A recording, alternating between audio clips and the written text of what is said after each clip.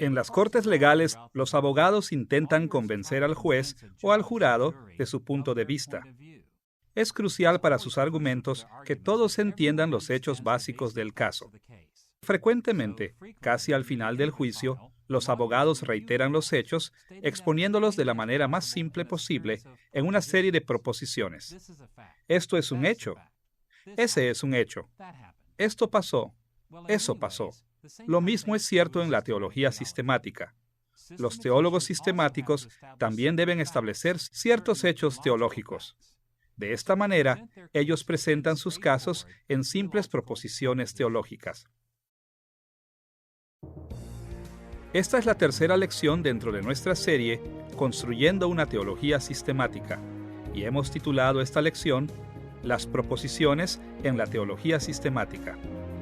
Los teólogos sistemáticos tradicionales están comprometidos a explorar, explicar y defender la teología cristiana. Y como veremos en esta lección, una parte esencial de ese compromiso es la expresión de las creencias cristianas en proposiciones teológicas. Nuestra lección se dividirá en tres partes principales. Primero, daremos una orientación general hacia las proposiciones en la teología sistemática. ¿Qué son ellas? ¿Y cómo encajan dentro del proceso de la construcción de la teología sistemática? Segundo, exploraremos cómo se forman las proposiciones dentro de la teología sistemática.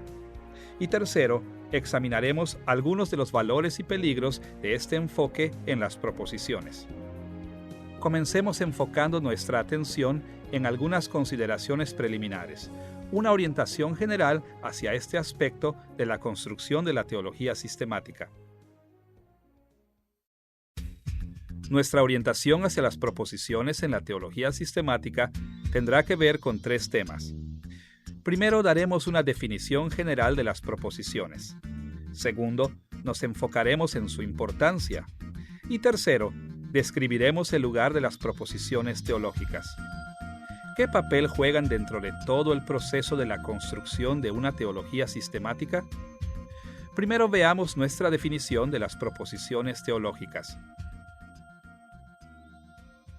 Supongo que la mayoría de nosotros sentimos que la teología se puede expresar de distintas maneras. Cuando oramos, les contamos historias bíblicas a nuestros niños, o cuando discutimos nuestra fe con nuestros amigos, estamos expresando la teología cristiana. Sin embargo, en la disciplina de la teología sistemática, existe una manera principal de verbalizar la teología, y esa es en la forma de las proposiciones teológicas. Para nuestros propósitos, definiremos las proposiciones teológicas de la siguiente manera. Una proposición teológica es una frase indicativa que afirma lo más directamente posible al menos una declaración teológica objetiva. Antes de ver los detalles de esta definición, veamos algunos ejemplos de lo que queremos decir. En el segundo volumen, segunda parte, capítulo 2, del libro Dogmatic Theology, es decir, la teología dogmática de William Shedd, él hizo las siguientes declaraciones acerca de la obediencia de Cristo en dos aspectos.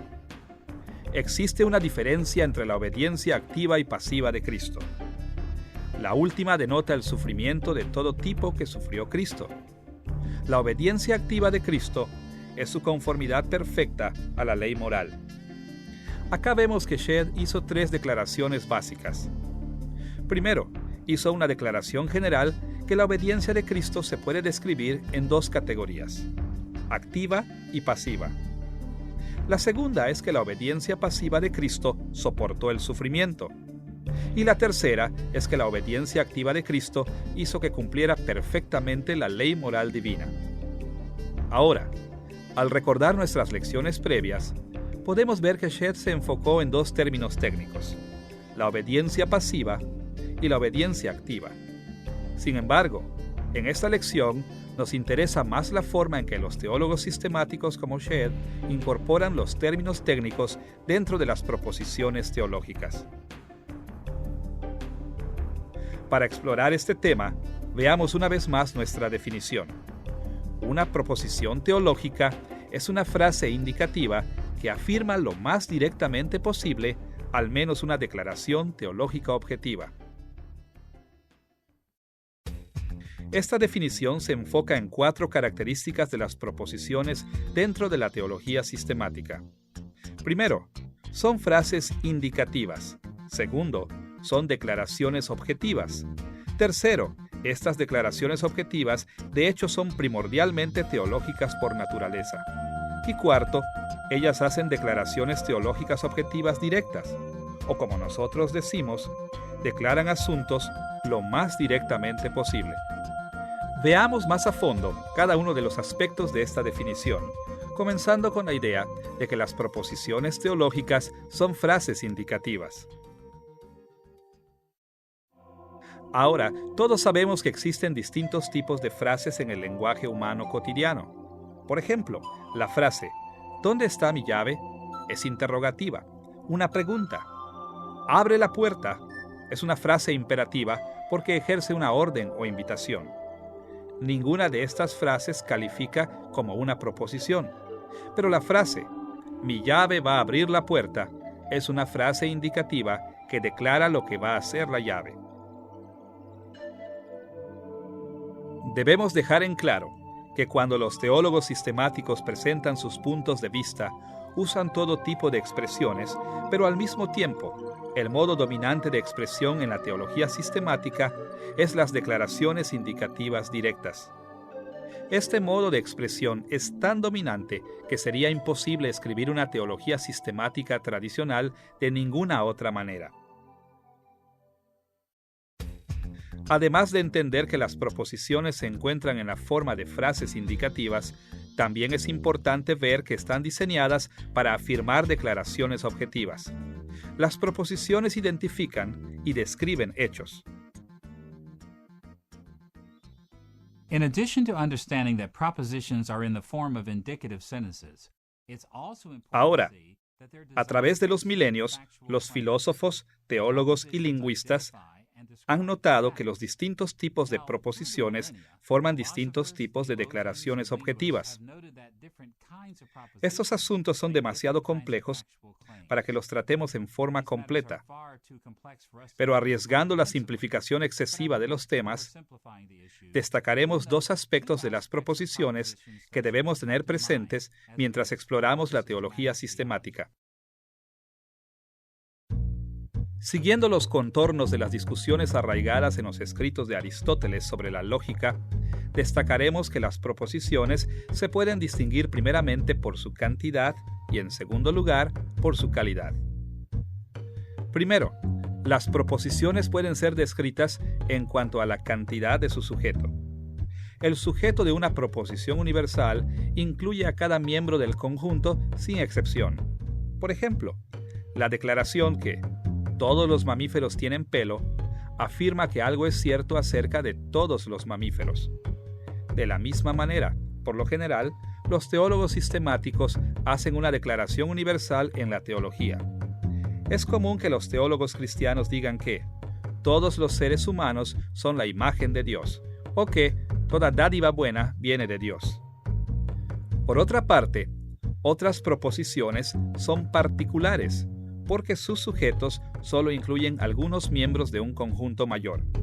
Por ejemplo, si digo que esta casa es mi casa, estoy haciendo una declaración objetiva que es particular, no universal. No estoy diciendo algo acerca de todas las casas, solo acerca de mi propia casa. Normalmente, los teólogos sistemáticos también hacen declaraciones objetivas particulares. Por ejemplo, puede que digan que algunos miembros de la iglesia son no creyentes, o que Pablo fue un apóstol. Ahora, la mayoría del tiempo, los teólogos sistemáticos tratan de describir las cantidades con la mayor precisión posible. A veces, inclusive, son más precisos que algunos versículos en particular de la Biblia, pero de vez en cuando abrevian temas en generalizaciones, no mencionando las excepciones. Por ejemplo, sería común que un teólogo dijera que todos los seres humanos son pecadores, y a primera vista, esta propuesta universal parece ser cierta. Sin embargo, esta declaración no es tan precisa como pudiera ser. En realidad, toda la Escritura enseña que Jesús fue un ser humano, pero que fue justo. Entonces, de vez en cuando, debemos hacer una pausa y preguntarnos si en algún momento dado los teólogos sistemáticos están verdaderamente declarando algo acerca de todas o solo partes de las clases de cosas que describen. Segundo, además de la cantidad, las proposiciones se pueden distinguir por su calidad. Eso quiere decir que se pueden categorizar como declaraciones afirmativas o negativas. Por una parte, las proposiciones afirmativas manifiestan positivamente que algo es cierto. En las conversaciones diarias puede que digamos que este perro es mío. Esta es una declaración particular y afirmativa. Afirma que un perro en particular es una de las muchas cosas que me pertenecen. En la teología sistemática, una proposición que diga que algunos pasajes bíblicos enseñan sobre la santificación también es una proposición afirmativa porque manifiesta que al menos algunos textos bíblicos caen en esta categoría. Una declaración universal y afirmativa en la vida cotidiana indicaría algo como esto: todo lo que perdí es importante para mí, porque manifiesta positivamente que todo lo que perdí es al menos parte de lo que es importante para mí. Por lo general, los teólogos sistemáticos hacen declaraciones similares en su campo de estudio. Por ejemplo, considere la siguiente declaración: todo lo creado fue creado por Dios. Esta proposición afirma que todo lo creado está dentro de las cosas creadas por Dios. Por otra parte, las proposiciones también pueden tener una calidad negativa y puede que sean tanto universales como particulares. Por ejemplo, cuando digo que esta casa no es mi casa, estoy manifestando una proposición particular y negativa. Y si quiero hacer una proposición universal y negativa, puede que diga: nadie en la sala habla inglés. Las declaraciones negativas también aparecen en la teología sistemática. Por ejemplo, Jesús no fue pecador es una proposición negativa y particular. Niega algo con respecto a la persona de Jesús. También encontramos proposiciones negativas universales en la teología sistemática, tales como la declaración que nadie que sigue siendo un no creyente puede ser salvo. Ninguna persona que persiste como no creyente está dentro de los que recibirán la salvación. Es importante que mantengamos presentes estas diferencias en la cantidad y calidad mientras estudiamos la teología sistemática. El confundirlas puede llevar a todo tipo de serios malos entendidos sobre lo que están declarando los teólogos. Ahora debemos volver a la tercera dimensión de nuestra definición. Las proposiciones teológicas hacen declaraciones teológicas. Las proposiciones teológicas no solo hacen declaraciones objetivas, sino que declaraciones teológicas objetivas. Ahora, es cierto que los teólogos sistemáticos se refieren a los hechos de la historia y a los conceptos filosóficos que no encajan perfectamente bajo el rubro teológico. Sin embargo, su tema principal es la teología.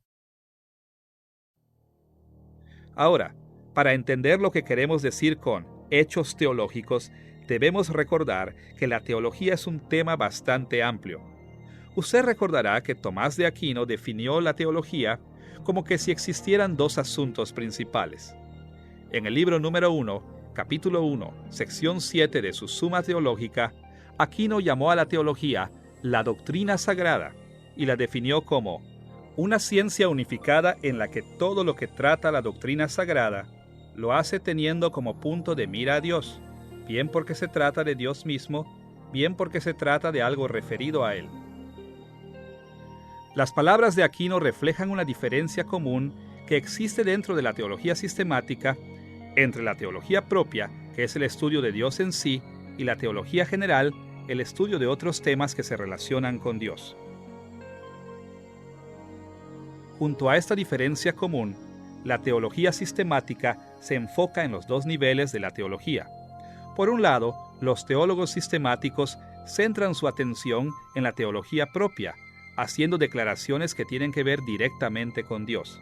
dicen cosas como Dios es santo o Dios creó el mundo. Por otra parte, en un sentido más amplio, los teólogos sistemáticos se encargan de la teología general, las declaraciones acerca de los aspectos de la creación a medida que se van relacionando con Dios. En cuanto a la salvación, normalmente dicen cosas como la salvación es por la gracia de Dios, o en cuanto a la condición de la humanidad, normalmente dicen cosas como toda la gente que vive hoy es pecadora. En este sentido, las proposiciones teológicas se refieren a más temas que a Dios mismo, pero siempre, al menos implícitamente, dentro del contexto de su relación con Dios. En cuarto lugar, es importante notar que los teólogos sistemáticos buscan expresar sus puntos de vista con una alta preocupación en ser directos o sinceros. Por cierto, todos nos damos cuenta que ninguna descripción de lo que sea, en especial de Dios, es absolutamente perfecta. Pero al mismo tiempo, los teólogos sistemáticos se esfuerzan por ser lo más directos posible cuando formulan propuestas teológicas. Sería bastante inusual que un teólogo sistemático simplemente dijera que el Señor es un pastor y que lo dejara así nada más. Esta declaración es certera en las Escrituras, pero los teólogos sistemáticos tienden a evitar las formas indirectas de poner las cosas como en metáforas y otras figuras de lenguaje. Entonces, en vez de decir que el Señor es un pastor, los teólogos sistemáticos tienden a restablecer el asunto más directamente, diciendo que Dios se preocupa de su pueblo con un cuidado providencial especial. Quieren expresarse lo más posible en proposiciones explícitas y directas. Para resumir, debemos tener presente que nos estamos enfocando en un tipo de expresión un tanto específica que domina la teología sistemática. Para nuestros fines, podemos pensar en las expresiones teológicas como frases indicativas que afirman lo más directamente posible al menos una declaración teológica objetiva. Con nuestra definición básica en mente, debemos pasar a un segundo aspecto de nuestra orientación general de este tema. ¿Cuál es la justificación al construir la teología con proposiciones? ¿Qué hace que este proceso sea legítimo? A través de la historia de la Iglesia, los cristianos normalmente han expresado su fe en la forma de declaraciones directas. Escuche, por ejemplo, el comienzo del credo de Nicea del siglo IV. Creo en un solo Dios Padre Todopoderoso, Creador del cielo y de la tierra, y de todo lo visible e invisible. El credo de Nicea enumera además otras proposiciones teológicas muy importantes. Los cristianos también han respaldado muchos otros credos similares a través de los siglos. Al mismo tiempo, a través de la historia, han existido los que han cuestionado la importancia del uso de las proposiciones teológicas. Para nuestros fines, mencionaremos dos objeciones principales que han surgido. Por un lado, los desafíos que surgen de la doctrina de la incomprensibilidad divina, y por otro lado, los desafíos del racionalismo científico moderno. Considere primero cómo la doctrina de la incomprensibilidad ha hecho que surjan preguntas. Todos conocemos las famosas palabras de Isaías capítulo 55, versículos 8 y 9, el fundamento de esa doctrina. Porque mis pensamientos no son vuestros pensamientos, ni vuestros caminos mis caminos, dijo Jehová. Como son más altos los cielos que la tierra, así son mis caminos más altos que vuestros caminos, y mis pensamientos más que vuestros pensamientos. Lamentablemente, en muchos círculos, este y otros pasajes similares se han usado para apoyar la idea de que Dios está tanto más allá de nuestras capacidades mentales que simplemente no lo podemos describir. Dentro de esta visión, decir que Dios es amor es tratar de hablar de algo que verdaderamente no se puede describir. Decir que Jesús es el único camino de salvación es limitar a Dios sin justificación. Ahora, este tipo de pensamiento ha tomado muchas formas a través de la historia.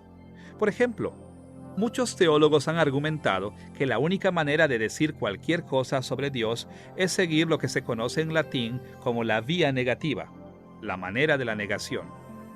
Dentro de esta visión, no podemos hacer declaraciones positivas acerca de Dios, solamente podemos negar cosas sobre Él, contrastándolo con la creación.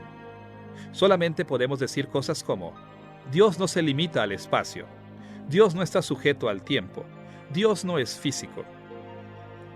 A través de la historia, una variedad de teólogos incrédulos y agnósticos han argumentado sencillamente que no somos capaces de describir positivamente a Dios ni a las cosas relacionadas con Él. En contraste con estas perspectivas, como seguidores de Cristo debemos evaluar la importancia de las proposiciones teológicas mediante el testimonio de la Escritura. Los teólogos sistemáticos tradicionales siguen las Escrituras, hablando de la incomprensibilidad de Dios juntamente con el hecho de que Dios puede ser conocido cuando Él mismo se revela. Por un lado, no podemos conocer completamente a Dios, pero por otro lado, sí podemos conocerlo en parte, cuando Él mismo se revela a nosotros. Y este conocimiento parcial de Dios sigue siendo conocimiento verdadero. Un pasaje de la Escritura deja en claro esta diferencia. Deuteronomio capítulo 29, versículo 29. En este versículo, Moisés resumió el asunto para Israel de esta manera: Las cosas secretas pertenecen a Jehová nuestro Dios, mas las reveladas son para nosotros y para nuestros hijos por siempre, para que cumplamos todas las palabras de esta ley. Fíjese que existen dos categorías de cosas en esta perspectiva. Por un lado, Moisés habló de las cosas secretas. Estos son asuntos que Dios no le revela a la humanidad, el conocimiento de los cuales Él se reserva solamente para Él. Por cierto, siempre debemos recordar que el secreto, las cosas no reveladas, son infinitas en propósitos. Al mismo tiempo, fíjese que Moisés no dijo simplemente que Dios dejaba de revelarnos los secretos a nosotros. También dijo que algunas cosas sí eran reveladas. Eso quiere decir que Dios las ha revelado en su palabra, y tal como lo dijo Moisés, estas cosas reveladas son para nosotros y para nuestros hijos por siempre. En otras palabras, Dios espera que creamos y que abracemos con todo nuestro ser lo que Él ha revelado. Por lo tanto, este hecho muestra que legítimamente se puede declarar lo que Él ha revelado. Además de los desafíos que surgen de la doctrina de la incomprensibilidad, la importancia de las proposiciones teológicas también ha sido cuestionada por el racionalismo científico moderno. En los últimos 2 siglos, los siglos de la ciencia moderna, muchas escuelas de pensamiento han argumentado que la teología es una pseudociencia o ciencia falsa. Eso quiere decir que los teólogos sistemáticos puede que declaren verdades objetivas, pero eso es tan solo un pretexto. En las ciencias modernas, cuando deseamos saber la verdad de un asunto, formamos hipótesis y sujetamos estas hipótesis a la validez empírica. Solo después de esto, las aceptamos como verdaderas. Sin embargo, los científicos rápidamente han destacado que las proposiciones teológicas no pueden ser probadas de esta manera. Ahora bien, todos debemos admitir que, al menos en un sentido, eso es cierto. Si bien podemos poner líquido en una probeta y analizar sus cualidades, nadie puede poner a Dios en una probeta para ver si Dios es la Trinidad. Si bien podemos utilizar instrumentos para calcular el tamaño de algo, no existe ningún instrumento que pueda medir a Dios para ver que es infinito. Por esta razón, mucha gente moderna ha dicho que los teólogos son como los artistas y los poetas, quienes proyectan sus sentimientos, intuiciones religiosas y emociones. Ellos insisten que nos estamos engañando a nosotros mismos y a otros cuando actuamos como si estuviéramos describiendo hechos objetivos. Pero existe un sentido en el que podemos verificar las proposiciones teológicas de manera empírica. Todo tiene que ver con lo que consideramos evidencia empírica a favor o en contra de nuestros puntos de vista. Como seguidores de Cristo, estamos comprometidos a seguir las normas de verificación de la teología que Él siguió. ¿Y cómo validó Jesús sus propias declaraciones teológicas? ¿Cómo probó Él las proposiciones teológicas de otros? Ciertamente que Jesús se atuvo a la revelación general, la revelación de Dios en todo. Jesús también se atuvo a la iluminación del Espíritu Santo, tal cual debemos hacerlo nosotros hoy en día. Sin embargo, Jesús enseñó que las Escrituras son infalibles y son la fuente de evidencia más clara y con más autoridad para probar los puntos de vista teológicos. Cuando Jesús quería probar las declaraciones teológicas, normalmente se refería a las Escrituras como su norma empírica. Por ejemplo, en Mateo capítulo 15, versículo 7, cuando Jesús desafió la hipocresía de los fariseos, lo hizo refiriéndose a la Escritura. Ahí leemos las siguientes palabras: Hipócritas, bien profetizó de vosotros Isaías. Si bien Jesús no puso a Dios mismo en una probeta, sí puso a prueba las ideas teológicas. Midió las proposiciones teológicas, evaluándolas cuidadosamente mediante la norma empírica de las Escrituras. Como seguidores de Cristo, no debemos aceptar la responsabilidad que la teología propone ideas acerca de Dios sin ninguna validación empírica. Desde el punto de vista cristiano, las declaraciones de la teología sistemática son más que la expresión de sentimientos religiosos. Ellas son comprobadas y desmentidas por la prueba empírica de las Escrituras. Ahora que hemos visto lo que son las proposiciones teológicas y cómo son maneras legítimas de expresar los hechos teológicos, debemos pasar a una tercera consideración: el lugar que tienen en la construcción de la teología sistemática. En las lecciones anteriores hemos visto que la teología sistemática protestante siguió muchas de las prioridades que los teólogos medievales habían desarrollado a medida que iban interactuando con la filosofía aristotélica.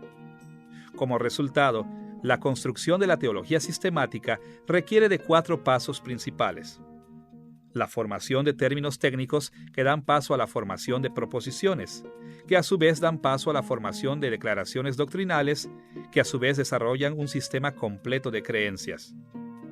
Ahora, siempre debemos recordar que el hablar de esta manera es un tanto artificial. Los teólogos sistemáticos se involucran en todos estos pasos al mismo tiempo.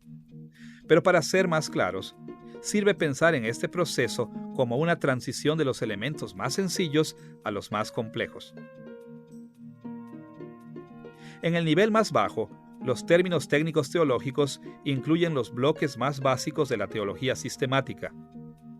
Sería muy difícil construir una teología sistemática sin una terminología cuidadosamente definida. El segundo paso dentro del proceso es la formación de las proposiciones. Si pensamos que los términos técnicos son como los bloques básicos de la teología sistemática, entonces podemos pensar correctamente en las proposiciones como filas de bloques que explican y elaboran sobre los términos técnicos. Los teólogos sistemáticos crean estos bloques, haciendo declaraciones sobre Dios y la creación en relación con Él. Y si pensamos en las proposiciones como filas de bloques, entonces podemos describir las declaraciones doctrinales como partes de paredes o paredes completas construidas con estas filas de proposiciones. Y por último, el sistema de la teología representa las maneras como los teólogos construyen todo un edificio a partir de las declaraciones doctrinales. Esta analogía sugiere que el lugar esencial que toman las proposiciones en la construcción de la teología sistemática son filas de bloques cuidadosamente puestos que llegan a ser parte de todo el edificio llamado la teología sistemática. Considere, por ejemplo, la siguiente declaración: Jesús es la segunda persona de la Trinidad. Esta declaración cuenta con al menos 2 términos técnicos: persona y Trinidad. Sin embargo, esta proposición no deja desconectados estos términos ni sus conceptos relacionados, sino que los junta en una declaración objetiva directa acerca de Jesús. Ahora, a partir de esta y otras proposiciones, los teólogos sistemáticos pasan a formar toda la doctrina de la Trinidad. Y la doctrina de la Trinidad es parte de la doctrina de Dios, la que es una pared en el edificio que es el sistema completo de la teología cristiana. Es importante recordar que cuando los teólogos razonan o escriben sobre la teología, emplean todo tipo de técnicas retóricas. Proponen ideas y las sustentan con evidencia. Sustentan y hacen un escrutinio de las ideas de otros. Hacen preguntas retóricas. Hacen un seguimiento de los desarrollos de las ideas históricas. Exponen las motivaciones y hacen notar las consecuencias positivas y negativas de las diversas posiciones. Existe una amplia gama de técnicas retóricas a su disposición, pero las proposiciones teológicas sustentan firmemente todas las explicaciones, argumentos, técnicas de defensa y de persuasión que encontramos en la teología sistemática. De esa manera, ellas forman una parte esencial del proceso de construcción de la teología sistemática. Ahora que contamos con una orientación general de las proposiciones en la teología sistemática, debemos pasar a nuestro segundo tema principal, la formación de las proposiciones teológicas. ¿Cómo formulan los teólogos sistemáticos las proposiciones con las que construyen su teología?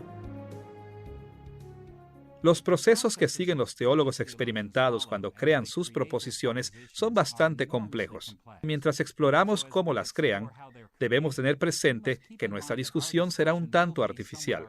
Vamos a destacar algunas de las dimensiones importantes de estos procesos que nos ayudarán a construir la teología sistemática de una manera mucho más responsable. Consideraremos dos enfoques básicos. Primero, hablaremos sobre las proposiciones que surgen de las maneras en que los teólogos sistemáticos interactúan con la filosofía. Y segundo, veremos en más detalle las maneras en que los teólogos sistemáticos formulan las proposiciones de la Biblia. Consideremos primeramente el hecho de que muchas propuestas en la teología sistemática realmente se derivan de la filosofía. Recordarán de las lecciones anteriores que durante el período patrístico, muchos teólogos cristianos creían que muchos de los aspectos del neoplatonismo eran fieles a la Escritura, expresando sus creencias con una orientación hacia esa filosofía.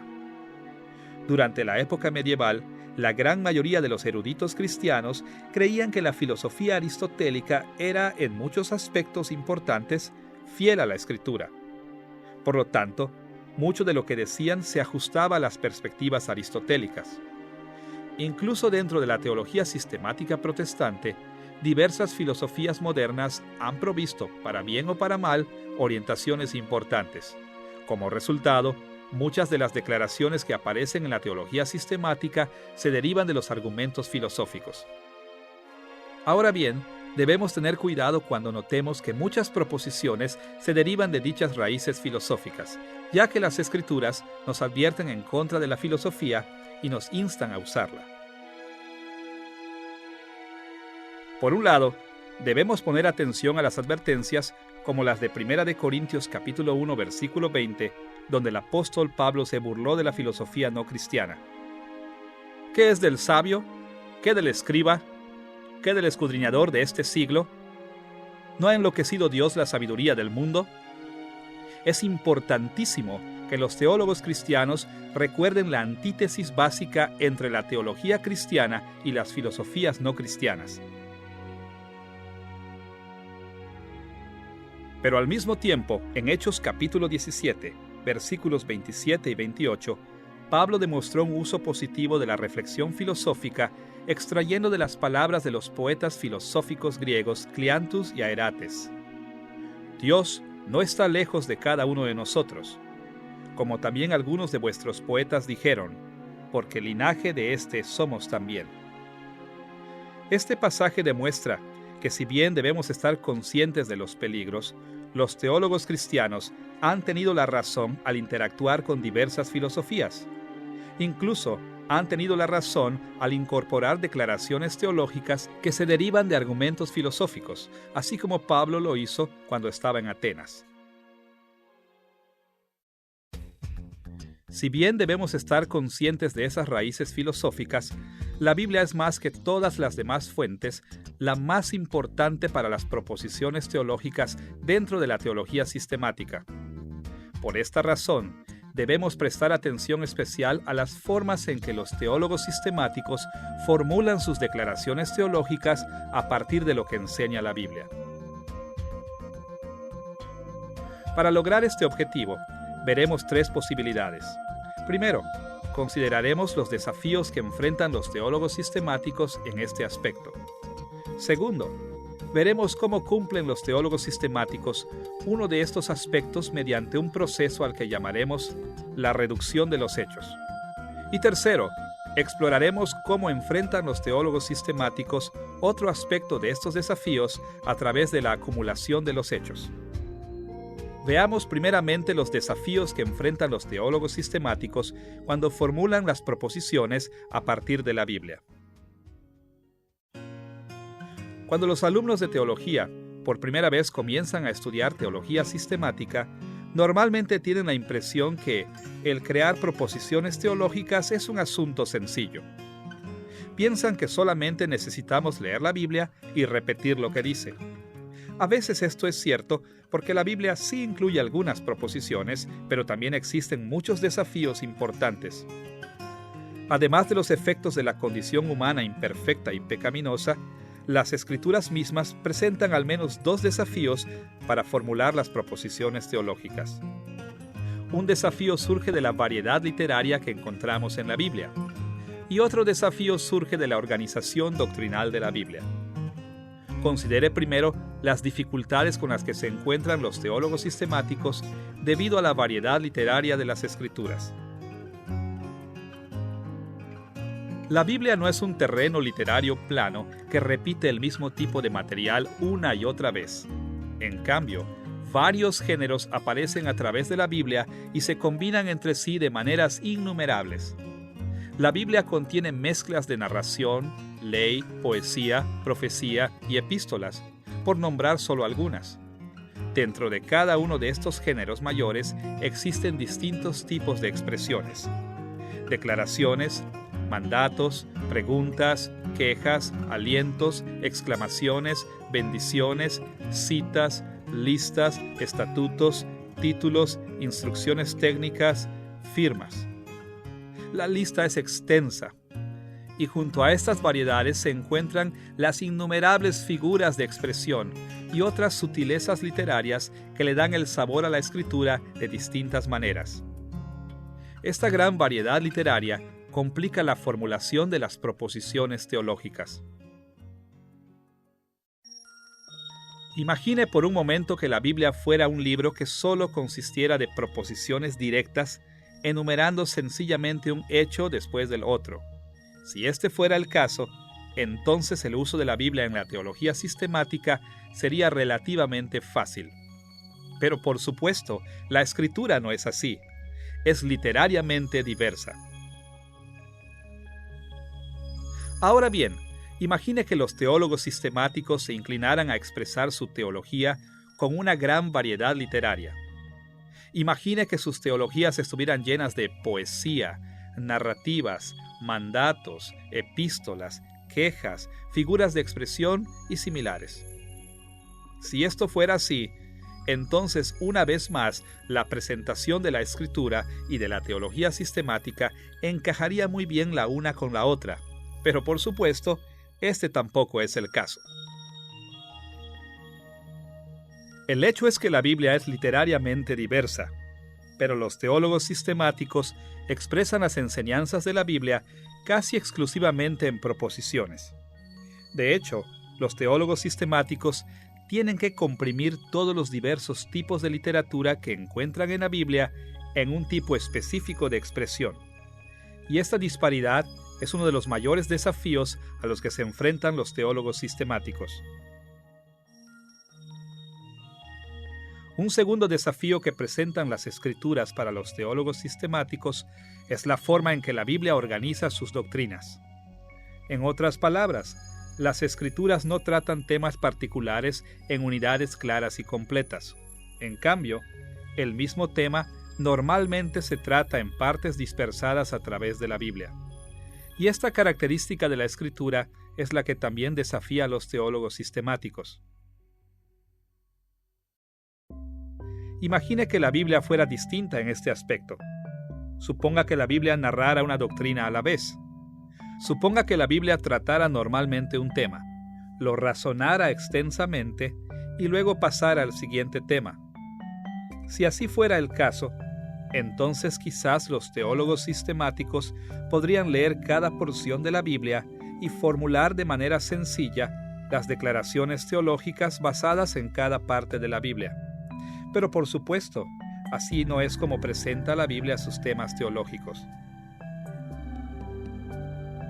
O imagine que los teólogos sistemáticos fueran menos ordenados y que tocaran un pequeño aspecto de una primera doctrina. Luego supongamos que comúnmente trataran muchas otras porciones de otras doctrinas antes de volver a tratar un segundo aspecto de la primera doctrina.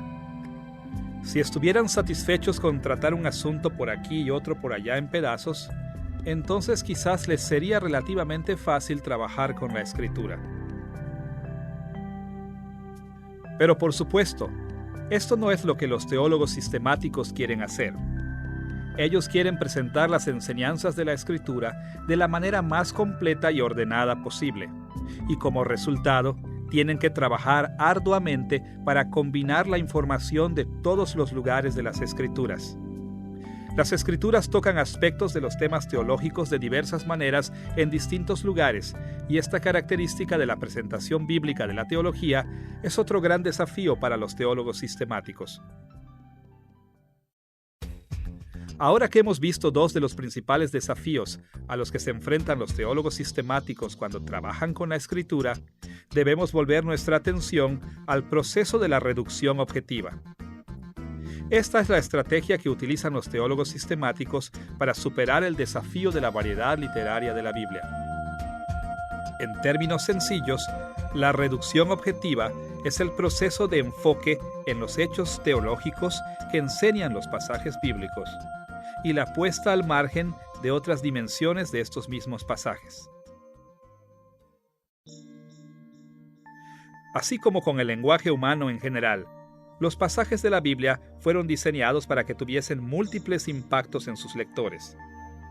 Ellos informaron, inspiraron, acusaron, motivaron, dirigieron, alentaron, desanimaron, deleitaron, desconcertaron, corrigieron, entrenaron, facilitaron, bendijeron, maldijeron, agitaron la imaginación, etcétera, etcétera.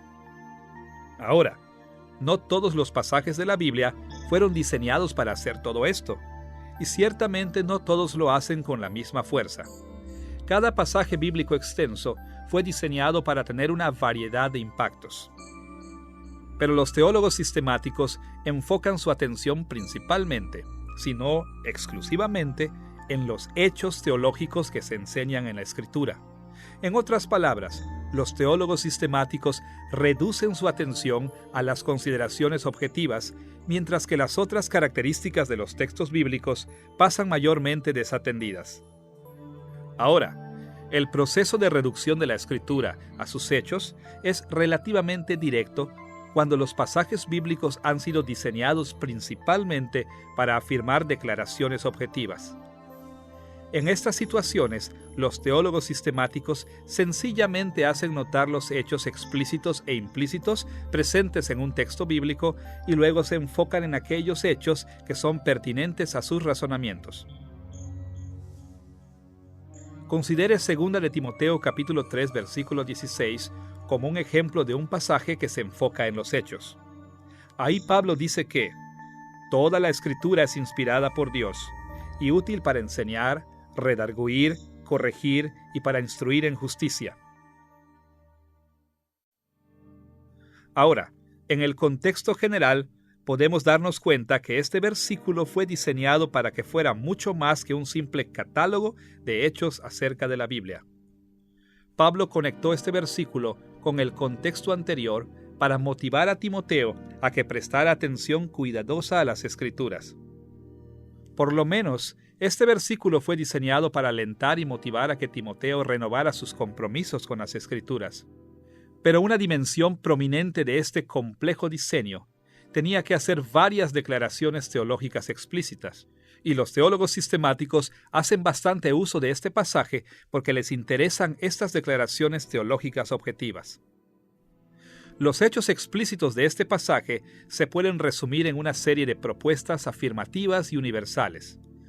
Toda la Escritura es inspirada por Dios.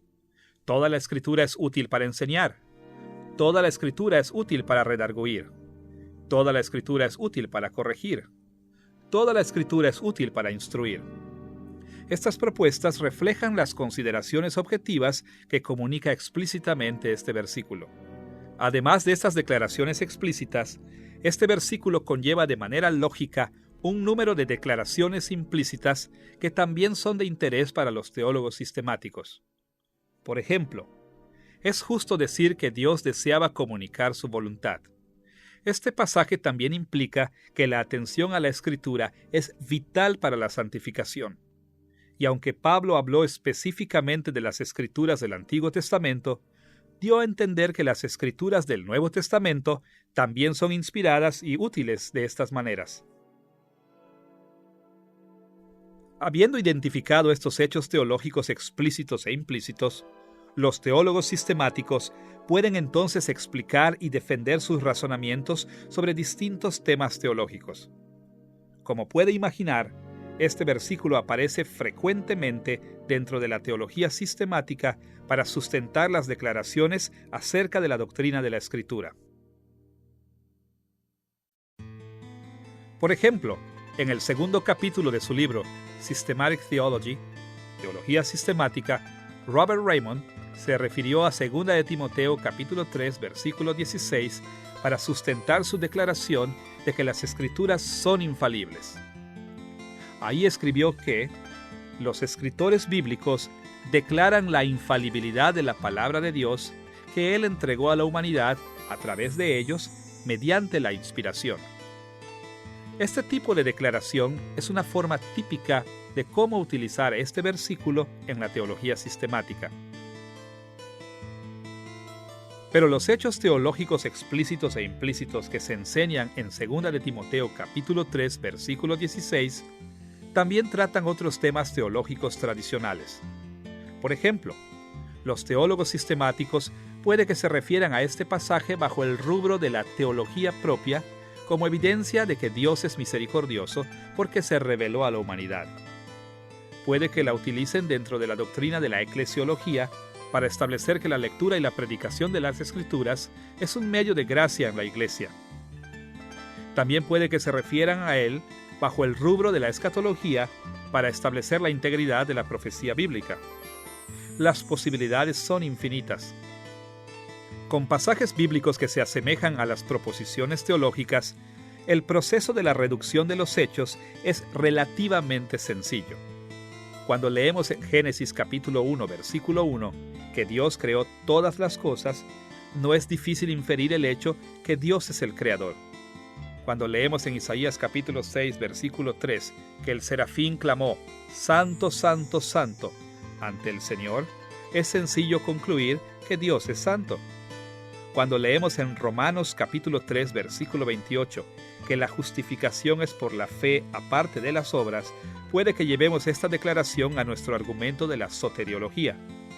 Muchos pasajes en la Escritura hacen declaraciones que son fácilmente llevadas a la teología sistemática. Y no debemos sorprendernos cuando los teólogos sistemáticos extraigan varias conclusiones de este tipo de pasajes. Sin embargo, el proceso de la reducción de los hechos es un tanto más complejo cuando los pasajes bíblicos no son tan similares con las proposiciones teológicas. Idealmente, en estas situaciones, los teólogos sistemáticos se encargan de hacer notar las características literarias de los pasajes para que puedan identificar los hechos que enseñan estos pasajes. Después ellos utilizan esos hechos delineados en sus razonamientos teológicos. Por ejemplo, a veces daba la impresión que los proverbios eran proposiciones teológicas sencillas, pero normalmente no lo son. Considere Proverbios capítulo 23, versículos 13 y 14, donde leemos estas palabras. No rehúses corregir al muchacho, porque si lo castigas con la vara, no morirá. Lo castigarás con la vara y librarás su alma del Seol. Ahora, a primera vista, este proverbio da la impresión que está haciendo dos declaraciones objetivas. Dice de un muchacho que es disciplinado, que no morirá. Y dice de un padre que disciplina a su hijo, que librará su alma del Seol. Pero en el género de los proverbios, las declaraciones como estas casi nunca son proposiciones directas. Un intérprete cuidadoso verá que estos versículos no están haciendo declaraciones ni garantías directas con respecto a la eficacia de la disciplina. En cambio, estos versículos animan a que los padres sabios disciplinen a sus hijos, porque la disciplina tiende a producir resultados positivos en las vidas de sus hijos. De hecho, tal como lo indican las primeras partes de estos versículos, este proverbio fue diseñado principalmente como una exhortación para los padres. El sabio dijo: no retengas la disciplina, castígalo. A los padres se les aconseja que disciplinen a sus hijos. Con estos temas en mente, los teólogos sistemáticos pueden delinear un número de hechos implícitos. Por ejemplo, bajo la doctrina de la antropología, los teólogos sistemáticos podrían utilizar este pasaje como evidencia de que los niños son pecadores. Bajo el rubro de la santificación, lo podrían utilizar para establecer que la disciplina de los padres está diseñada para el crecimiento en la santidad. Es bien interesante que al menos un teólogo sistemático ciertamente haya utilizado este pasaje para sustentar un punto de vista en la escatología. En el tercer capítulo de la parte 6, en su teología sistemática, Louis Berkhof usó Proverbios capítulo 23, versículo 14, para sacar a la luz un aspecto de la doctrina de la resurrección de los muertos. Él dijo esto: ciertamente no faltan evidencias que ya había una creencia en la resurrección antes del exilio. Se da a entender en los pasajes que hablan de una liberación del Seol. Acá, Berkhof concluyó que las palabras salvar su alma de la muerte en Proverbios capítulo 23, versículo 14, implicaban que los fieles israelitas del Antiguo Testamento creían en la resurrección general de los muertos. Mediante una importante reducción de los hechos, Berkhof sustentó un aspecto de la escatología con un pasaje principalmente diseñado para animar a que los padres disciplinaran a sus hijos.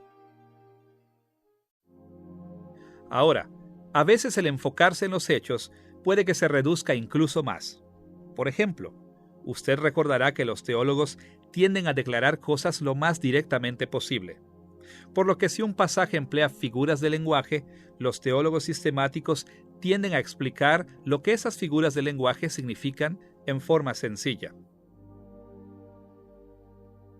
Considere este tipo de reducción dramática de los hechos en el capítulo 48 del libro Christian Theology, Teología Cristiana, de Millard Erickson, donde discute la palabra de Dios como un medio de la gracia. Él hace notar una serie de metáforas y símiles para la palabra de Dios que aparecen en una variada colección de pasajes bíblicos. Tal como él lo dijo, existe una rica serie de imágenes que representan la naturaleza y función de la palabra de Dios: un martillo, un espejo, una semilla, la lluvia y la nieve, la leche, la carne sólida, el oro y la plata, una lámpara, una espada y un fuego. Ahora, el hecho que Erickson haya mencionado estas imágenes es un tanto inusual para la teología sistemática. Sin embargo, debemos notar que más que tratar de explorar el rico impacto imaginativo que estas imágenes tienen en los lectores, él las resumió a través de la reducción de los hechos en una proposición directa y sencilla. Como él lo dijo, estas imágenes transmiten la idea que la palabra de Dios es poderosa y capaz de lograr grandes obras en la vida de la persona. Ahora, no puedo imaginar a nadie que esté seriamente en desacuerdo con su evaluación, pero también queda claro que esta evaluación es el producto de una reducción de los hechos bien extensa, dejando a un lado el impacto más amplio de estas imágenes en favor de la declaración sencilla de un hecho que ellos hayan probado. Como pueden imaginarse, el proceso de la reducción de los hechos funciona de esta manera con muchos pasajes. Por ejemplo, podemos deducir del primer mandamiento en Éxodo capítulo 20, versículo 3, donde Dios dice que no debe haber otros dioses delante de Él, que el Dios de la Escritura es supremo sobre todos los otros poderes sobrenaturales. Podemos concluir del primer versículo de Salmo 105, que llama a la alabanza a Dios, que Dios es digno de alabanza. Si bien los pasajes bíblicos fueron diseñados para impactar a sus lectores de diversas formas, los teólogos sistemáticos casi siempre se enfocan en el contenido objetivo y explican estos hechos en proposiciones teológicas directas. Los teólogos sistemáticos superan el desafío de la variedad de la literatura bíblica mediante el proceso de la reducción de los hechos. Sin embargo, tratan el desafío de la organización doctrinal bíblica mediante el proceso que llamaremos la recopilación de los hechos. Ya que las enseñanzas de la Escritura sobre temas en particular están dispersas a través de toda la Biblia, los teólogos sistemáticos tienen que comparar o recopilar pasajes de todas partes de la Biblia a medida que van formulando sus propuestas. No es inusual ver pasajes de Génesis puestos al lado de pasajes de Romanos, o partes de los Salmos puestos al lado de versículos de Santiago, o partes de Mateo al lado de Apocalipsis. Sacan los pasajes de distintas partes de la Biblia y los asocian entre sí porque enseñan hechos teológicos relacionados. Este proceso de comparar hechos de distintas partes de la Escritura sigue muchos modelos distintos, pero para mayor claridad, hablaremos de dos maneras principales de cómo se hace esto. Por un lado, algunos pasajes se recopilan porque repiten los mismos hechos, y llamaremos este proceso recopilación repetitiva. Por otro lado, algunos pasajes se recopilan porque juntos componen una declaración teológica completa, y llamaremos este proceso recopilación composicional. Veamos estos dos procesos. En primer lugar, los teólogos sistemáticos normalmente formulan proposiciones teológicas extrayendo de pasajes que repiten la misma idea básica. Muchas veces nosotros pensamos de esta manera en la vida cotidiana. Supongamos que usted ha perdido dinero. ¿Qué es lo que hace? Puede que cuente el dinero en su bolsillo una vez, pero si todavía no está seguro, puede que lo siga contando una y otra vez hasta que por fin se convence de que sí lo perdió o de que no lo perdió. Bueno, en muchas maneras, eso es lo que hacen los teólogos sistemáticos cuando comparan las escrituras que repiten los mismos hechos teológicos. Puede que sospechen que han entendido correctamente un pasaje. Puede que crean que han formulado una propuesta teológica verdadera de aquel pasaje. Por lo tanto, investigan distintas partes de la Biblia para ver si el mismo tema se repite. Por ejemplo, cuando Louis Berkhof habló sobre la deidad de Cristo en el 8º capítulo de la primera parte de su teología sistemática, él declaró lo siguiente: la Biblia declara explícitamente la deidad del Hijo. Pero porque Berkhof estaba consciente que mucha gente ha negado esta declaración, no sustentó su punto de vista con tan solo un pasaje.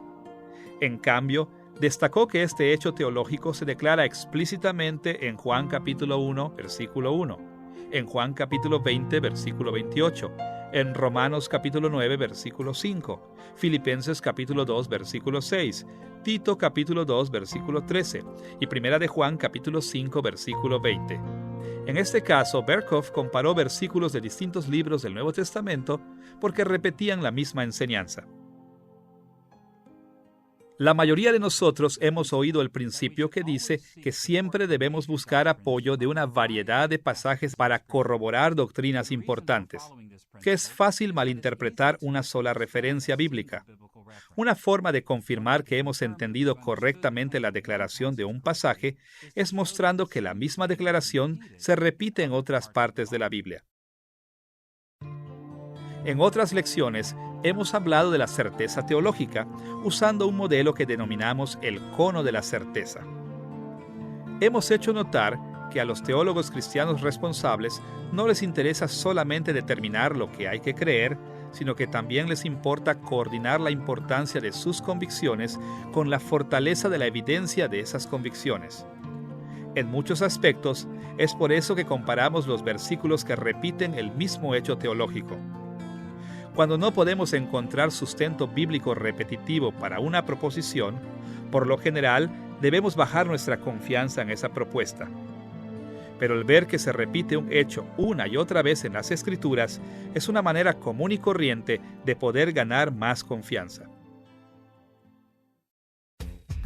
Tan importante como puede ser la recopilación repetitiva, los teólogos sistemáticos también comparan pasajes bíblicos para formar el sustento compuesto de una propuesta teológica.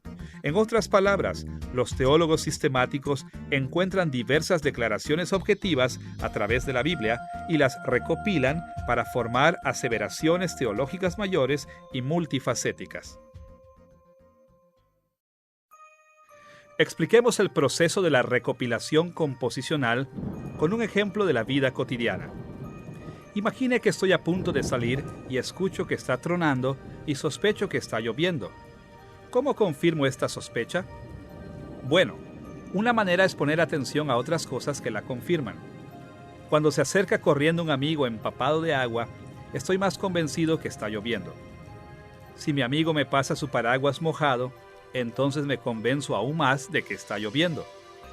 Y luego, si él dice que está cayendo una lluvia torrencial, voy a estar tan completamente convencido que ni siquiera voy a querer salir sin mi paraguas.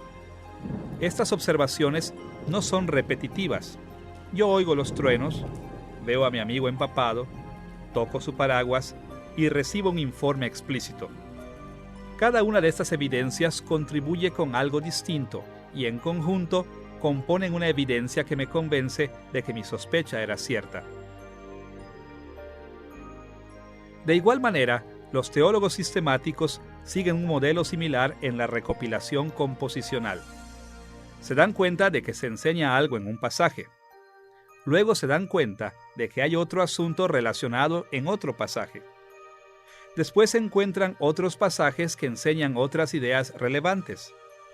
Entonces juntan toda esa información para formular una proposición teológica compuesta de todos estos hechos teológicos.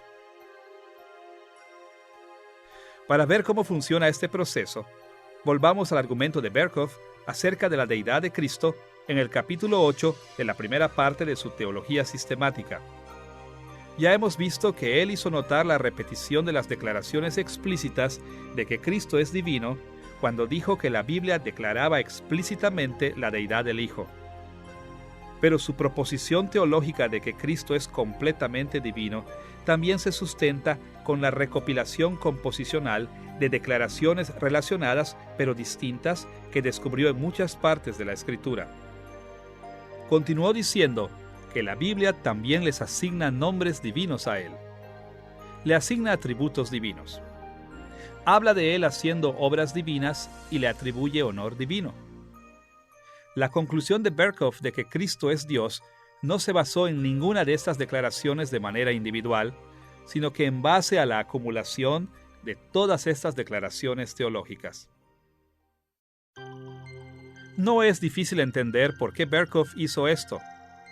La creencia de que Cristo es divino ha sido desafiada por muchos intérpretes de la Escritura, por lo que no era adecuado simplemente mostrar que algunos versículos declaraban su deidad. Él quería confirmar que entendía estos versículos correctamente, agregando el apoyo de otras consideraciones. El hecho de que las Escrituras le atribuyen a Cristo nombres divinos, que le asignan atributos divinos, como la omnipresencia y la omnisciencia, de que hablan de él haciendo cosas que Dios hace, como crear y sustentar todas las cosas, que le dan el honor debido solo a Dios, como la adoración y la oración. Estas declaraciones objetivas bíblicas se juntan para componer la evidencia apremiante que Berkhof tenía una verdadera proposición teológica, es decir, la proposición de que Cristo es divino.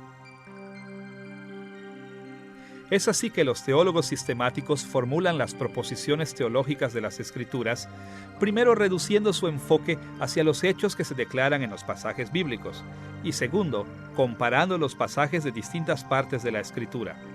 A través de estos medios, los teólogos sistemáticos pueden tener la confianza que han formulado proposiciones teológicas que son fieles a la Escritura. Ahora que hemos recibido una orientación general sobre las proposiciones teológicas y que hemos visto cómo las formulan los teólogos sistemáticos, estamos listos para pasar a nuestro tercer tema principal: los valores y peligros de las proposiciones teológicas dentro de la teología sistemática. Mientras vamos explorando este asunto, seguiremos el modelo de las lecciones previas de esta serie, considerando los efectos de las proposiciones en tres recursos principales para la construcción de la teología cristiana. Usted recordará que los cristianos deben construir la teología a partir de la revelación especial y general de Dios. Nosotros obtenemos el entendimiento de la revelación especial principalmente a través de la exégesis de la Escritura.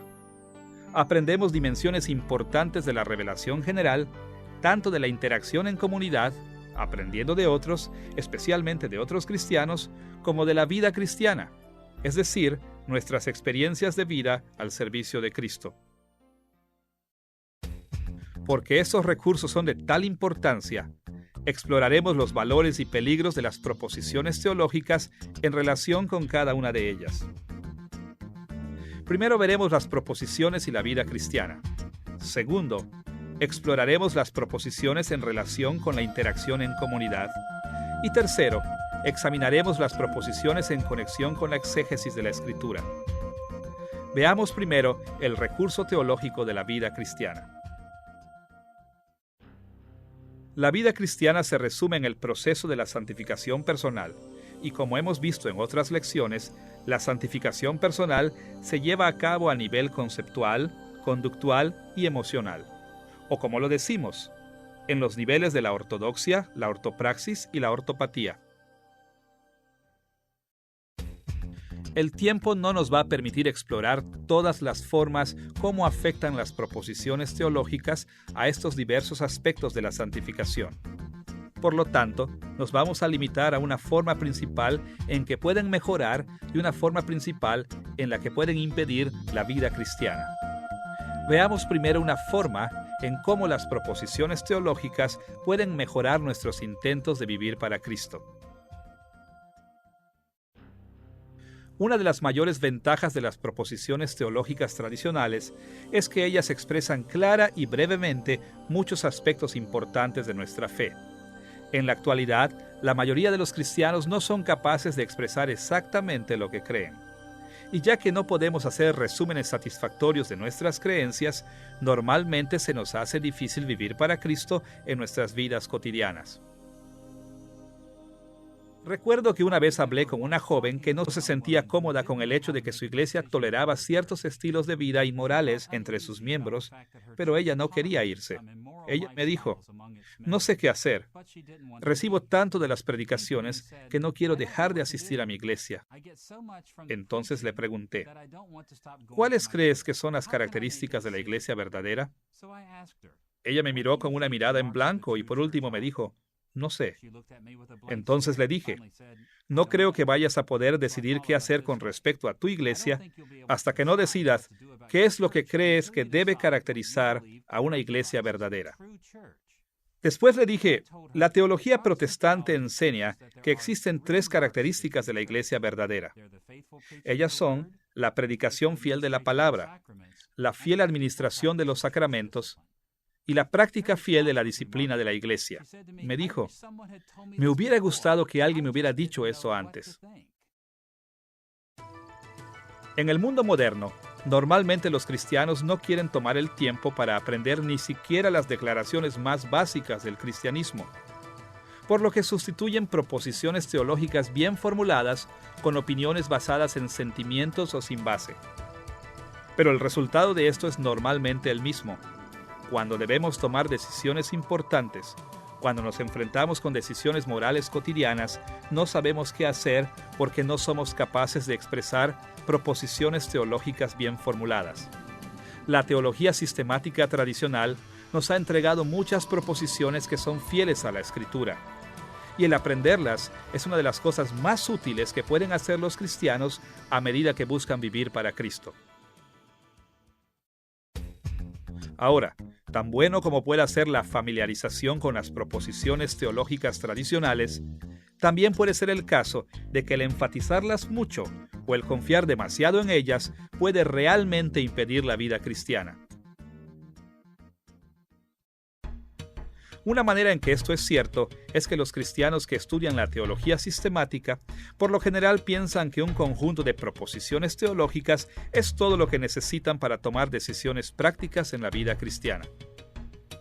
Ahora, como ya hemos visto, las proposiciones teológicas pueden ser muy útiles, pero al mismo tiempo, siempre debemos recordar que existe una brecha entre las proposiciones normales de la teología y las opciones que debemos decidir como cristianos. Las proposiciones teológicas típicamente son bastante abstractas o tratan asuntos distintos a los que estamos enfrentando. Por lo tanto, no tratan específicamente las situaciones que estamos enfrentando y como resultado no pueden siempre ofrecer suficiente dirección para las decisiones prácticas que debemos tomar. Lamentablemente, los creyentes que se involucran demasiado en las proposiciones, por lo general no se dan cuenta de cuán grande es esta brecha. Se convencen a sí mismos de que todo lo que tienen que hacer es pensar de manera lógica sobre un conjunto de proposiciones y luego todo va a tener sentido. Pero en realidad, en toda decisión que tomemos como cristianos, debemos depender no tan solo de las proposiciones teológicas, sino que también de las cosas como los detalles de nuestra situación y el ministerio personal del Espíritu Santo. Debemos utilizar estos aspectos de la revelación general para cubrir la brecha entre los principios teológicos y las decisiones de la vida real. Volvamos al ejemplo de la joven que estaba pensando en dejar su iglesia. Apenas supo cuáles eran las 3 características de la iglesia: la predicación fiel, la administración fiel de los sacramentos y el ejercicio fiel de la disciplina de la iglesia, rápidamente se convenció de abandonar su iglesia. Pero inmediatamente le advertí: espera un minuto. Ninguna iglesia tiene las 3 características de la iglesia en forma perfecta. Debes considerar cuidadosamente tu iglesia y decidir qué tan malas son las cosas.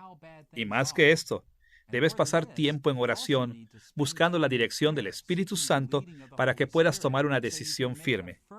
Solo entonces podrás irte con una conciencia limpia. En otras palabras, le estaba diciendo a esa joven de que a pesar de que las proposiciones teológicas son tan importantes, el depender solamente en las proposiciones teológicas realmente podía impedir su vida cristiana. Antes de actuar, ella debía considerar la revelación en general. Debía entender bien su situación y someterse al ministerio personal del Espíritu. Además de entender cómo las proposiciones teológicas pueden traer ventajas y desventajas a la vida cristiana, también debemos estar conscientes de cómo influyen en nuestra interacción en comunidad. La interacción en comunidad nos ayuda a enfocarnos en la importancia que tiene el cuerpo de Cristo en nuestras vidas.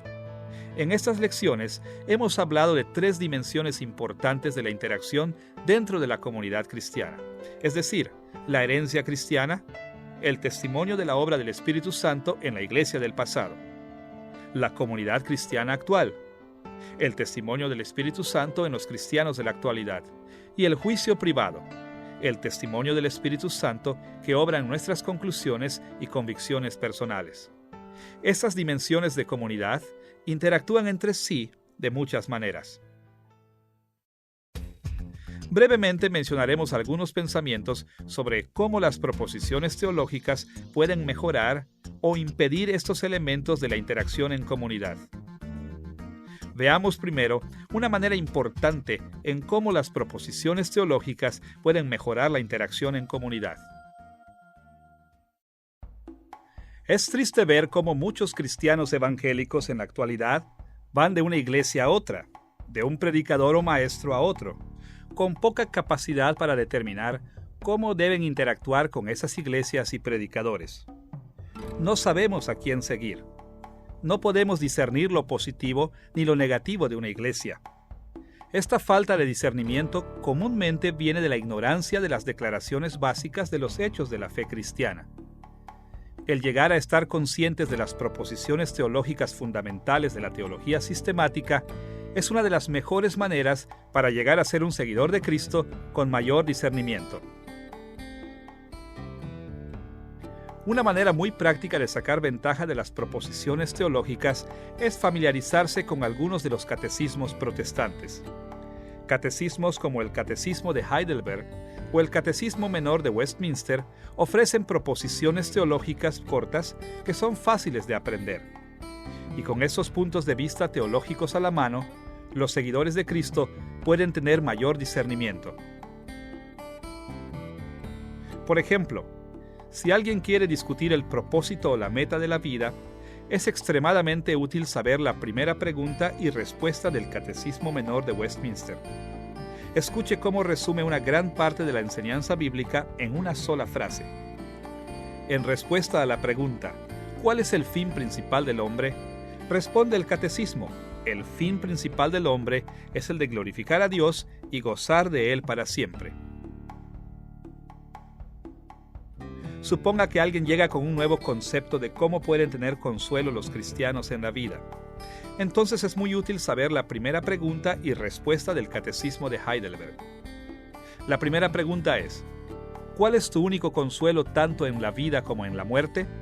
A lo que el Catecismo responde de la siguiente manera: que yo, con cuerpo y alma, tanto en la vida como en la muerte, no me pertenezco a mí mismo, sino a mi fiel Salvador Jesucristo, que me libró del poder del diablo, satisfaciendo enteramente con su preciosa sangre por todos mis pecados, y me guarda de tal manera que sin la voluntad de mi Padre Celestial, ni un solo cabello de mi cabeza puede caer. Antes es necesario que todas las cosas sirvan para mi salvación. Por eso también me asegura por su Espíritu Santo la vida eterna, y me hace pronto y aparejado para vivir en adelante según su santa voluntad. El aprender puntos de vista teológicos bien fundados como estos nos puede ayudar a tener más discernimiento cuando interactuamos con otros cristianos, mejorando nuestra interacción en comunidad. Al mismo tiempo, si el entendimiento de las proposiciones teológicas bien fundadas pueden mejorar la interacción, capacitándonos para discernir mejor, hay que ver que las proposiciones teológicas también pueden impedir la interacción entre los cristianos. A veces los cristianos se aferran a un conjunto de proposiciones tan fielmente que se les hace difícil interactuar positivamente con otros creyentes que no digan las cosas exactamente de la misma manera. Como ven, existe un problema con las proposiciones teológicas que a menudo se nos olvida. La mayoría de ellas no son citas de la Biblia. En cambio, son producto de la interpretación humana. Intentan hacer un resumen de las enseñanzas bíblicas de la manera más precisa, pero como hemos visto en esta lección, a veces provienen de procesos muy complejos. Inclusive, las mejores proposiciones teológicas tienen límites en su propósito y todas tienen fallas de una u otra forma. Como consecuencia, a medida que estudiamos más de cerca las proposiciones teológicas en la teología sistemática, siempre debemos moderar nuestro apego a ellas, sabiendo que no son inspiradas, no son infalibles y su autoridad no es tan grande como la de la Biblia. Recuerdo que una vez conversé con un amigo que decía que no tenía amigos cristianos. Yo le pregunté si tenía comunión con alguien. Me dijo: no puedo encontrar a nadie que esté de acuerdo con lo que yo creo. Yo le respondí así: ¿quieres decir que no puedes encontrar a nadie que crea en Cristo? Respondió: es que no puedo encontrar a nadie que esté de acuerdo conmigo en todo. Me desalentó este amigo.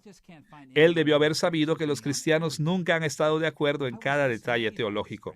Tristemente, este amigo mío tenía muy malas prioridades.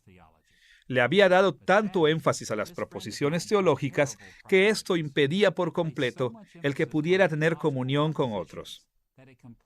A través de los siglos, la causa de Cristo ha sufrido un daño tremendo cuando los cristianos han permitido que sus compromisos teológicos impidan sus interacciones con otros cristianos. Cuando insistimos que los otros formen parte de nuestras creencias en esta o aquella sutil dimensión de carácter teológico, vamos mucho más allá de lo que instruye la Escritura. En este aspecto, considere las palabras del apóstol Pablo en 1 Corintios capítulo 8, versículos 4 al 12. Ahí leemos las siguientes palabras acerca de nuestros compromisos teológicos. Sabemos que un ídolo es nada, pero no en todos hay este conocimiento, porque algunos, habituados hasta aquí a los ídolos, su conciencia siendo débil. Porque si alguno te ve a ti que tienes conocimiento, sentado a la mesa, en un lugar de ídolos, ¿no será estimulada a comer de lo sacrificado a los ídolos? De esta manera, pues, pecando contra los hermanos e hiriendo su débil conciencia, contra Cristo pecáis. Pablo exhortó a los cristianos que tenían amplio conocimiento a que amaran a aquellos que no tenían tan amplio conocimiento y que los sirvieran. Inclusive, exhortó a aquellos que tenían un amplio conocimiento a que restringieran su actuar basados en su conocimiento para evitar que otros tropezaran. En lugar de instar a la división y al elitismo, Pablo insistía en que aquellos que poseían buena teología encontraran buenas maneras de tener comunión con aquellos cuya teología era débil en los temas de menor importancia. En resumen, les enseñó que la comunión era más importante que la precisión en las proposiciones teológicas de menor importancia. Es hora de que todos nosotros aprendamos a trabajar junto a otros cristianos que no están de acuerdo con nosotros en cada detalle. Habiendo visto algunas de las formas en cómo se relacionan las proposiciones teológicas con la vida cristiana y la interacción en comunidad, debemos pasar a la tercera fuente teológica principal: la exégesis de la Escritura. ¿Cómo afectan las proposiciones de la teología sistemática nuestra interpretación de la Biblia? La exégesis es vital en la construcción de la teología cristiana, ya que es nuestro acceso más directo a la revelación especial de Dios en la Escritura. Hemos sugerido en otra lección que sirve pensar en tres maneras principales en cómo el Espíritu Santo ha guiado a la Iglesia para interpretar las Escrituras. Hemos titulado estas categorías el análisis literario, el análisis histórico y el análisis temático. El análisis literario ve a las Escrituras como una pintura, como representaciones artísticas diseñadas por autores humanos para que influyan en sus audiencias originales mediante sus características literarias únicas. El análisis histórico ve las Escrituras como una ventana a la historia, una forma de ver y de aprender de los eventos históricos antiguos que registra la Biblia. Y el análisis temático trata las Escrituras como un espejo, una manera de reflexionar en las preguntas y temas que nos interesan. Con estos contornos de la exégesis en mente, debemos explorar las formas en cómo las proposiciones teológicas pueden mejorar o impedir nuestra interpretación de la Biblia. Una de las maneras más obvias en que las proposiciones nos ayudan en la exégesis es la manera en cómo clarifican las declaraciones teológicas a través de la Biblia. Si algo es cierto, es que la Biblia es un libro complejo. Sus diversos géneros literarios, las referencias históricas y las enseñanzas teológicas son tan extensas que muchos cristianos no son capaces de ver mucha coherencia en la Biblia. Y como resultado, muchos de nosotros quedamos satisfechos con la búsqueda y el estudio de tan solo pequeñas porciones de la Escritura para aprender algunos principios de por aquí y de por allá de este o ese pasaje. Tan pronto como empezamos a expandir nuestro conocimiento de la Biblia, nos encontramos perdidos en la confusión. A esta confusión llega la ayuda de siglos de interpretación fiel mediante las proposiciones teológicas de la teología sistemática. Por siglos, los cristianos bien informados han investigado las Escrituras para descubrir las declaraciones teológicas que aparecen ahí. Y el conocer esos resúmenes de la enseñanza de la Escritura puede darnos guías útiles mientras nos abrimos camino a través del variado terreno de la Biblia.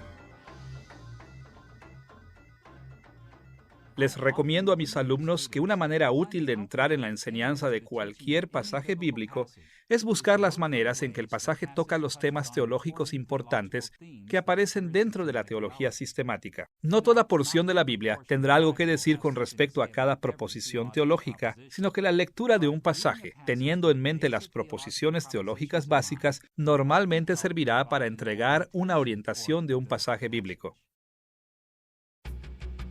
Por ejemplo, puede que preguntemos, ¿acaso Génesis capítulo 1 enseña acerca de Dios como lo enfatizan los teólogos sistemáticos? Bueno, entre otras cosas, enseña que Dios es el creador del universo. ¿Y qué dice acerca de los seres humanos, que es enfatizado por la teología sistemática? Bueno, enseña que somos criaturas, que somos la imagen de Dios y que Dios nos ha mandado ejercer dominio sobre la tierra. El aprendizaje de cómo los pasajes específicos se refieren a las declaraciones de los hechos de la teología sistemática es una de las mayores ventajas de la exégesis que ofrece la teología sistemática. Tan valiosas como sean las proposiciones para la exégesis, también debemos estar conscientes de una de las maneras más importantes en cómo pueden impedir nuestra interpretación de la Escritura. Ya hemos hablado de las maneras en cómo los teólogos sistemáticos interpretan la Escritura mediante la reducción de los hechos, cómo se concentran en las declaraciones de hechos explícitas e implícitas de los pasajes bíblicos y cómo dejan a un lado otras cosas que las Escrituras tienen para nosotros. Pero el hecho es que Dios inspiró las Escrituras para que nos impactaran en una variedad de niveles, e hizo esto porque necesitamos su dirección en todas estas formas. Por lo tanto, cuando generalmente destacamos tan solo las declaraciones objetivas, nos privamos de las muchas cosas que Dios nos ofrece en las Escrituras. Podemos hablar de los diversos impactos que deben tener las Escrituras, pero un planteamiento útil es hablar de las tres dimensiones interconectadas en todos los textos bíblicos.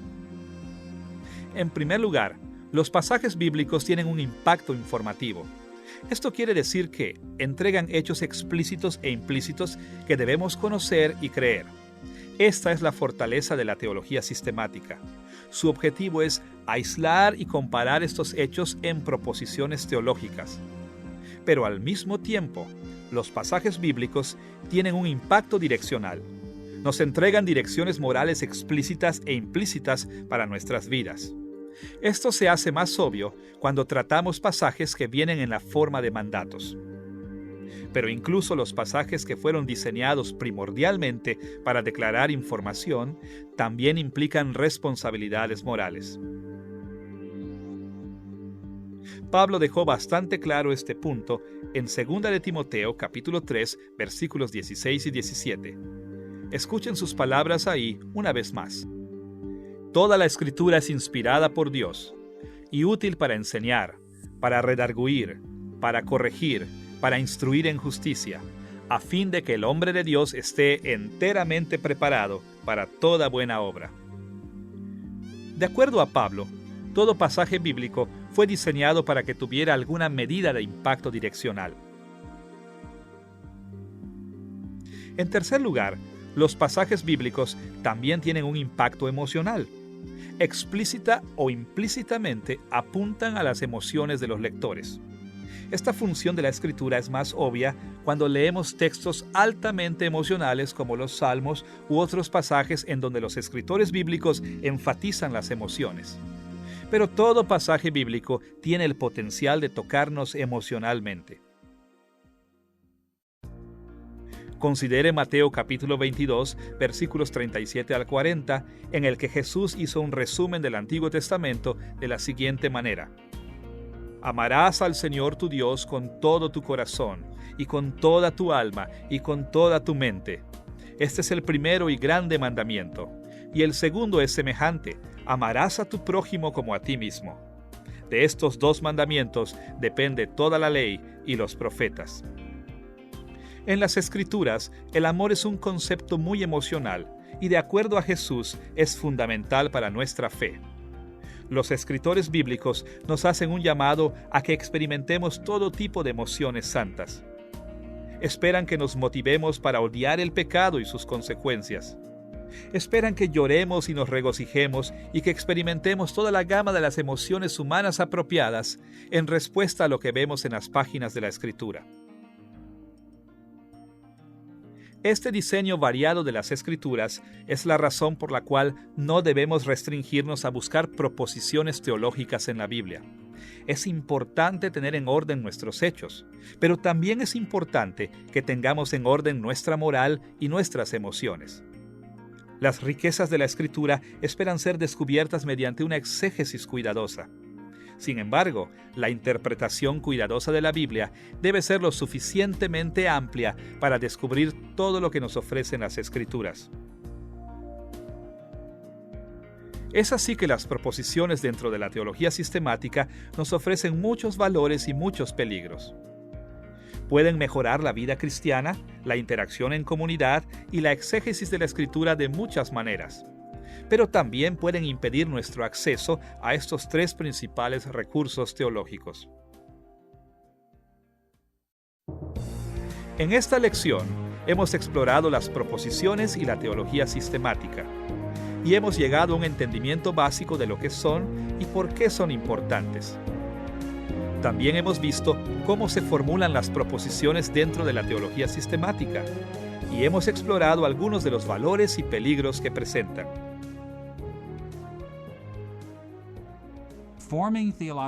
Debemos saber cómo expresar y cómo defender los hechos de la fe cristiana.